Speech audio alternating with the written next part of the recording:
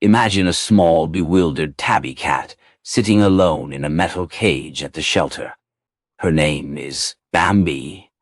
She sits quietly in the back corner, her large green eyes wide with confusion.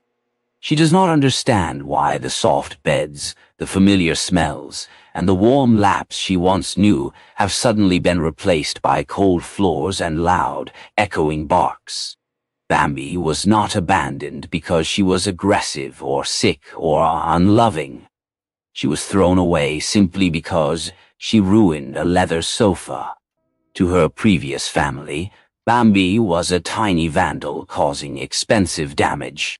They could not see past the shredded fabric to understand the frightened, misunderstood animal underneath.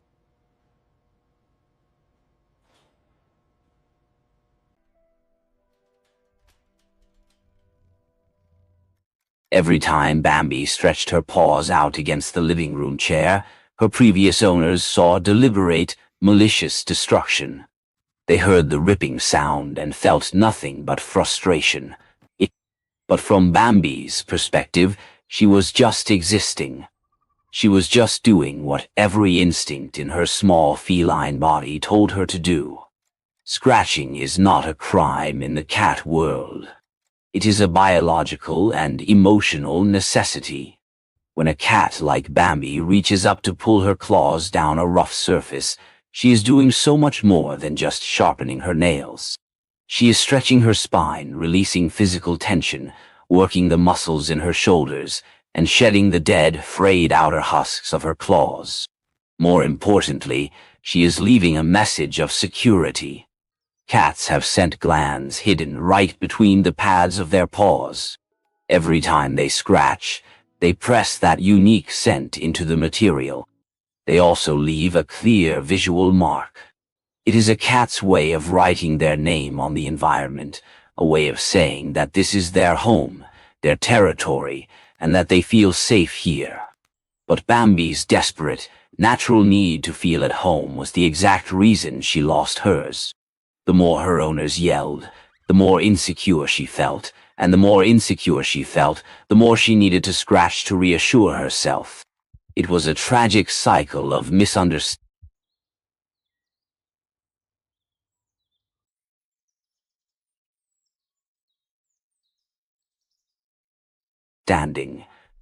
When we finally brought Bambi home from the shelter, the deep trauma of her past was written all over her body language. She would walk into our living room, keeping her belly low to the ground, her tail tucked tightly against her side. She wanted to stretch. She wanted to mark her new territory to make herself feel secure in this strange new place, but she was absolutely terrified. You could see the internal battle playing out in her posture. She would walk up to the edge of the woven rug, extend one tentative white paw, and immediately flinch. She would squeeze her eyes shut, bracing her body for the loud clap, the spray of water, or the angry shout she had grown so painfully used to hearing. This is the first major mistake so many people make when dealing with a cat who scratches furniture. The immediate human reaction is to punish, to startle the cat, or to yell.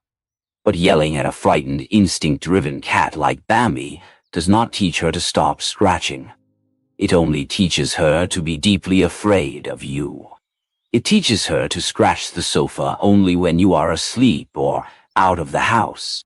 It forces her to live in a constant, silent state of anxiety, suppressing a natural bodily function just to avoid your anger. We knew we had to show Bambi that she was allowed to be a cat in our home. But we also knew we had to guide her gently from destructive scratching to scratching in the right place.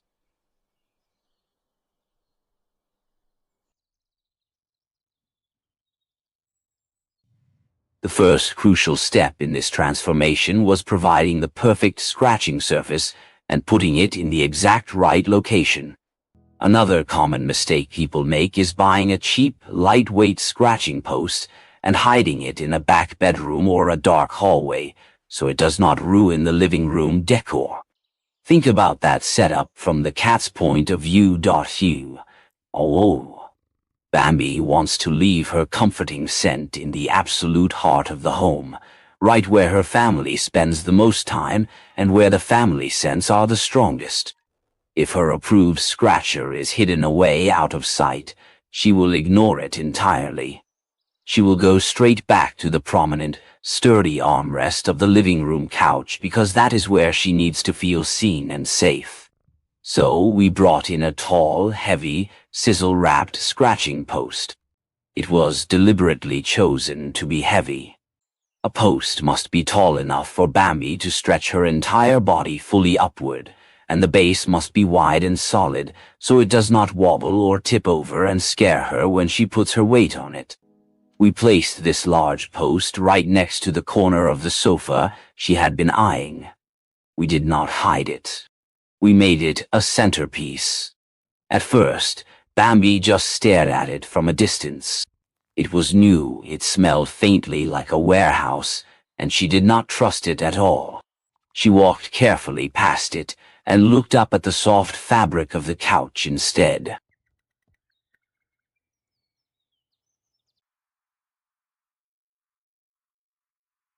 This brought us to the next vital lesson, the power of redirection and positive reinforcement. This is where the real teaching happens. We promised ourselves we would never raise our voices when she approached the furniture. Instead, the very moment Bambi lifted her paw and extended her claws toward the edge of the sofa, we calmly walked over and gently scooped her up. We did not scold her. We did not say, "No, fine." We simply carried her the few inches to the new sisal scratching post and set her paws down right in front of it. We wanted to replace her fear with curiosity, and eventually with joy. To help make the post more appealing, we rubbed a generous pinch of dried catnip deep into the rough sisal rope. Then, we showed her exactly what to do. I knelt beside the post and ran my own fingernails rapidly up and down the rough fibers, making a loud, satisfying scratching sound. Bambi tilted her head, her large green eyes watching my hands with intense focus. Cautiously, she reached out one paw and hooked a single claw into the rope. She gave a tiny, testing tug. The heavy post held completely firm. Feeling secure, she reached up with her other paw, arched her back beautifully, and gave a deep, dragging, full-body scratch. The moment she engaged with the post, we celebrated. We immediately offered her a high-value, strong-smelling treat. We spoke to her in soft, high-pitched, happy tones, and gave her gentle scratches exactly where she loved them, right behind her ears. You could almost see the heavy burden of confusion melt away into pure relief. For the very first time in her life, Bambi was being actively praised for doing something entirely natural. She realized in that moment that the tall rope tree was hers to use, and that using it brought wonderful things, not shouting and fear.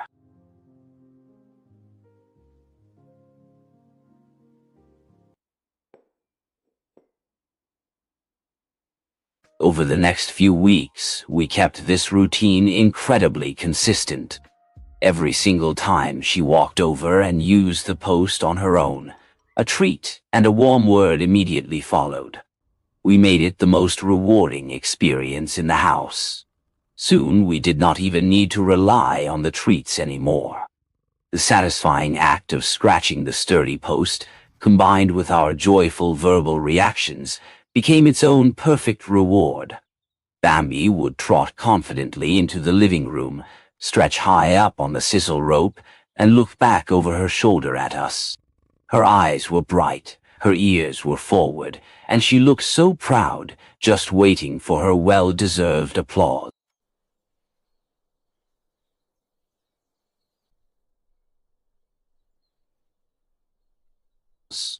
But teaching her where to scratch was only part of the long-term solution. The final step in living peacefully and harmoniously with a cat is maintaining their claws safely. This is where many frustrated owners go completely wrong. In moments of desperation, The dark thought of declawing crosses their minds. Declawing is not a simple nail trim.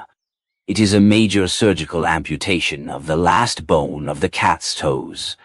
It is a procedure that alters the way they walk, often leaves them in chronic, lifelong pain, and frequently leads to severe behavioral issues like biting or refusing to use the litter box because their paws hurt too much to dig. It is a cruel, unnecessary extreme. The humane, simple, and loving alternative is regular, gentle nail trimming.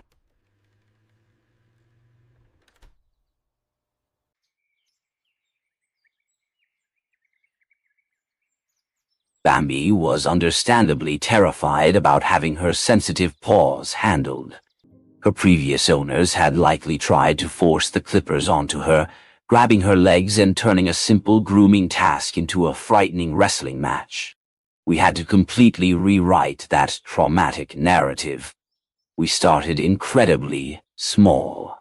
While she was sleepy and relaxed in my lap, I would just gently touch her paws. I did not hold them tightly. I just touched them, offering a small treat for every second she allowed my fingers to rest on her foot. We spent days just building this basic foundation. We waited until she was completely limp and comfortable before even bringing the metal clippers into the same room. When it was finally time to trim, we made sure the room lighting was very bright so we could see clearly.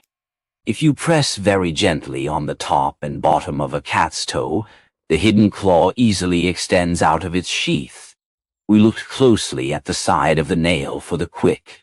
The quick is the pink part inside the nail that contains the sensitive blood vessels and nerves. Cutting into that pink quick causes sharp pain and bleeding, which would completely shatter all the fragile trust we had built. So we were deeply careful to only clip the very clear, sharp, curved tip. Just a tiny, transparent snippet.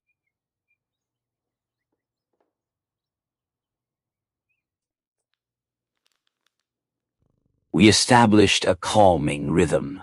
Snip a tiny tip, give a treat. Snip another tip, give another treat. We only did 2 or 3 nails at a time, letting her stand up and walk away the very moment she felt restless or anxious. We never held her down against her will. By keeping the grooming sessions short, calm, and heavily rewarded, the dreaded nail trim slowly transformed into just another peaceful part of Bambi's weekly routine. With her sharp tips safely blunted, even if she made a clumsy mistake and accidentally swiped the side of a chair while chasing a toy, no damage was done to the fabric. The lingering tension in the house completely evaporated.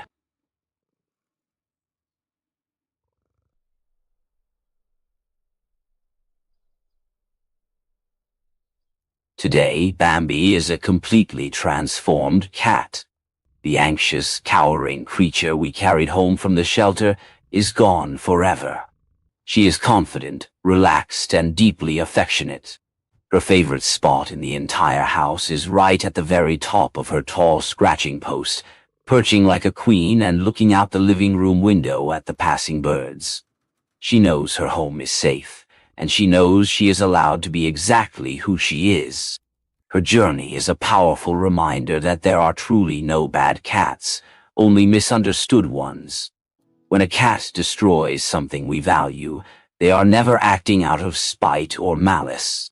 They are simply trying to navigate and live in a human world that has not made proper space for their basic feline needs. We owe it to them to bridge that gap of understanding. We owe it to them to provide the right tools, placed in the right highly visible spots. We owe it to them to teach with endless patience and gentle rewards, never with anger or fear. And we owe it to them to keep their bodies safe and whole. By taking the time to truly understand Bambi, we did not just save our living room furniture. We saved a beautiful, loving life, and we gained a best friend who finally knows she is exactly where